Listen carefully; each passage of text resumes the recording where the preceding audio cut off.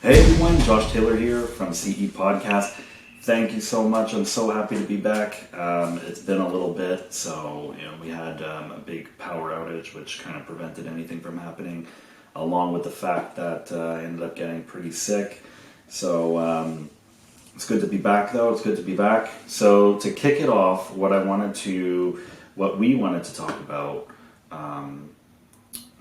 this time here on CE Podcast is going to be all about socialization. So let me ask you something. When do you think your puppy should be socialized? It might be a lot earlier than you think. In fact, it's been a long time coming, and the position statement, for example, from the AVSAB, actually I should have checked when that position statement came out, but it's been a while. But everyone's been hyper focused on making sure that they have their 3 shots or their 3 vaccinations. But reality is that that's not necessarily true. One of the quotes from the AVSAB, which for anyone who doesn't know at home, it's the American Veterinarian Society of Animal Behavior. They actually say that in general, puppies can start puppy socialization classes as early as 7 to 8 weeks of age. Puppies should receive a minimum of 1 set of vaccines at least 7 days prior to the first class and the first deworming. They should be kept up to date on vaccines throughout the class. So right there, okay, that tells us that 7 to 8 weeks there could actually be socialization happening with your puppy. Now, this is very controversial, of course, because a lot of veterinarians tell the puppy owners that they need to wait. And there's a lot of reasons why we typically do it early. The first 3 months especially are just so important. Think of it kind of the same way as like why we have children in school. And why don't we put them in school when they're, when they're 10 or when they're 15, right? I mean, we do it when they're young because there's just, that brain and there's just so much happening, and the social dynamics too, right? I mean, I'm no teacher by any, word of the imagination, but at least what I've noticed with my children is, especially the earlier years of school, I'm noticing that it's, yes, academic, but mainly focused on the social aspect of it, making friends, and so on. So this is kind of the same thing in a way. It's so important. So if you do have a puppy and you are concerned or you're nervous because the veterinarian did tell you, you shouldn't go before this period or whatever. You could ask them about the AVSAB and what the Animal Veterinarian Society says, and how they say that as long as a dog has the first set of vaccines for this, for at least 7 days prior to the first class and the first deworming, then it should technically be okay. Now, I'm not telling you to go against your vet or anything like that. Please, don't kill the messenger. But it's definitely at least something that you can bring up and ask. Now, let's say all of this, you're still nervous and you're like, oh boy, I don't know. I think I'm just going to play it safe. Well, here's a couple of things to at least consider, okay? If you're deciding you're going to keep it safe, then what I really need you to focus on is I need you to get out there with your dog, okay? If you have to carry your dog, if that's what is going to make you feel better, you have to carry your dog in order to get them to see the world at that age, so be it, okay? But I think it's extremely important that you are going around people, dogs, sounds, noises, go by the water, not in the water, by the water. Okay, so it's just so important that your puppy is seeing everything within those 3 months, okay? If someone's going to the store, go ahead with them, bring your pup, stay outside while they're in the store. There's even some stores where you're allowed to bring your dog inside the store. I mean, that's huge. We have a place here called the Point Claire Plaza. I think there's a couple other places actually where you can actually go inside with your dog. So please get into this habit of the moment that you get this dog, you want to start bringing your dog everywhere. Having said that, a couple of things that I think I should mention. I'm not telling you to, bring your dog everywhere if they're terrified. It will be normal that they'll be a little bit nervous, and it's okay to comfort them. What I don't want you to do is throw them, in the fire, so to speak. Okay, so let me give you a good example. So I decided to go to this plaza, and my puppy is 2 months old, and my puppy is very nervous, skittish, seeing everyone. Maybe I'm holding my puppy the whole time. That is perfectly fine. What I see a lot of people do is they just kind of, they don't offer any comfort for their dog because they think that it's going to increase the fear of the dog, of whatever the dog's issue is in that moment. So, example, we go to the elevator and my puppy is terrified in the elevator. And so we say, oh, don't pet your dog, don't comfort your dog. We don't want to increase the fear when it comes to the behavior. This cannot be, first off, this kind of hits home because this is something back in the day as I was becoming a dog trainer. I used to preach all the time. And we know for a fact, okay, that you can't increase fear by comforting your dog.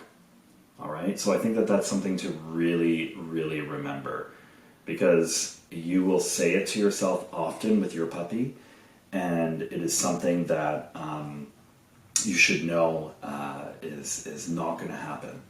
All right? So having said that, if my dog is afraid of the elevator and I decide to hold my dog, or I decide to comfort my dog and pet my dog, let my dog know everything's okay, this is not going to somehow increase the fear. All right? Now, one other big thing, though, to go along with that, let's keep using the elevator as an example. I also wouldn't be just, throwing the dog in the elevator 500 times either. Okay, so, once, twice, especially depending on how fearful or afraid the dog is, the whole idea here is to not force the puppy into a situation.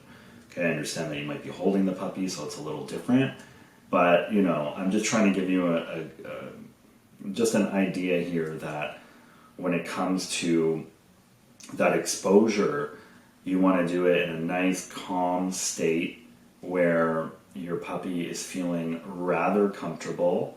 I know the dog is going to feel a little uncomfortable regardless, and that's normal. It's just, there's a fine line. So if your gut is telling you this is a little too much and your dog is kind of showing you that it's a little too much, probably better to just take a little break and maybe come back to it another day.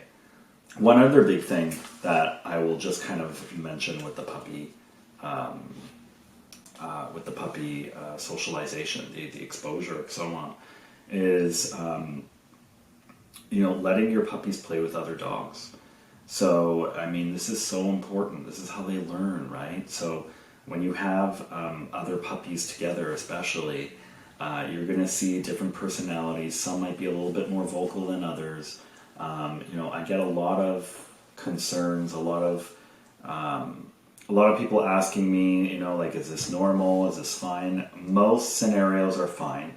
Things that get a little wonky for me is if I'm seeing, once again, you've probably heard it in the past with, talking about any kind of signs of,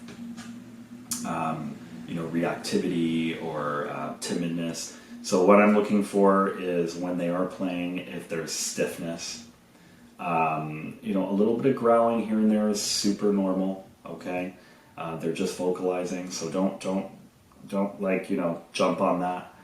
But what I'm looking at is I'm looking at like avoidance. When I see avoidance, okay, which by the way, there's always a bit of avoidance from puppies, all right, in certain scenarios. That's totally fine.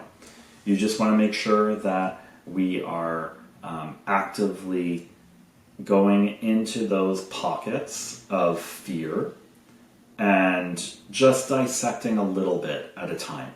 So my puppy is afraid of other dogs. I'm in the group class, and I'm in the corner with my pup, and my pup does not want to explore. I'm going to take a few feet out. I'm going to walk away from my pup, not in a way where all the dogs are going to just jump on the pup, but I'll tell the person, okay, just come walk a few feet. And so the person will walk a few feet, the puppy will usually follow. If the puppy doesn't follow after a couple of feet, I usually get the owner to go back to the puppy.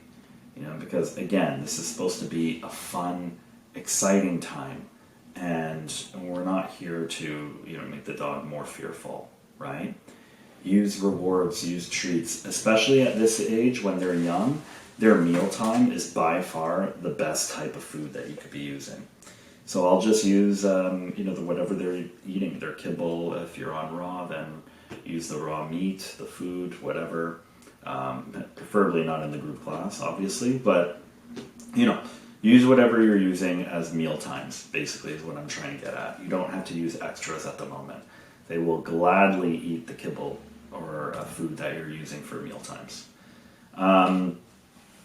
Another big thing with the puppy socialization, the exposure, is I get a lot of people that tell me, or I meet the dogs later on in the future, and they're very timid, they're very fearful.